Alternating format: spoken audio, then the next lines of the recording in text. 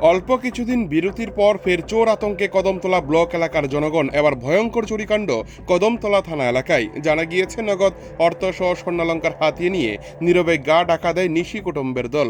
এই ঘটনায় আতঙ্ক বিরাজ করছে কদমতলা ঝেরঝেরি গ্রামে।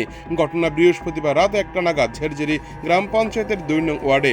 ঘটনা সম্পর্কে জানাতে গিয়ে বাড়ির মালিক তথা স্থানীয় প্রাক্তন পঞ্চায়েতের প্রধান খলিল আহমেদ বলেন, প্রতিদিনের ন্যায় নিজেদের রাতের খাবার খেয়ে ঘুমিয়ে পড়েন তিনি সব পরিবারের লোকজনরা। এমন অবস্থায় রাত 2টা নাগাদ চোরের দল বাড়ির পেছনের জানালা ভেঙে ঘরে প্রবেশ করে। তখন বারান্দায় লাগানো ইলেকট্রিক বাল্বগুলো খুলে নেয় চোরের দল।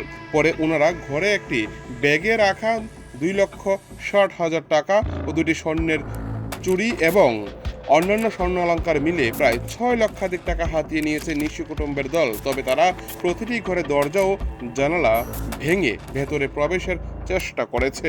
এদিকে বাড়ির মালিক খলিল আহমেদ জানান, ওই সময় তিনি প্রাকৃতিক কাজের জন্য বাইরে বেরিয়েছিল এবং বাড়িতে চোরের দলের কোনো আঁচ তিনি পাননি। অথচ চোরেরা তখন ঘরের ভেতরে প্রবেশ করে হাত সাফাই করেছে।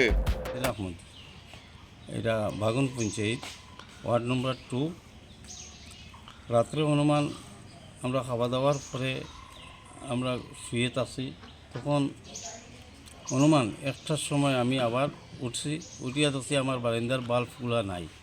আমি সব করিয়া তারপরে আমি আবার আমার বিছনা থেকে ঘুমানি লাগিয়া গেছি, আমি ঘুমাইছি। তখন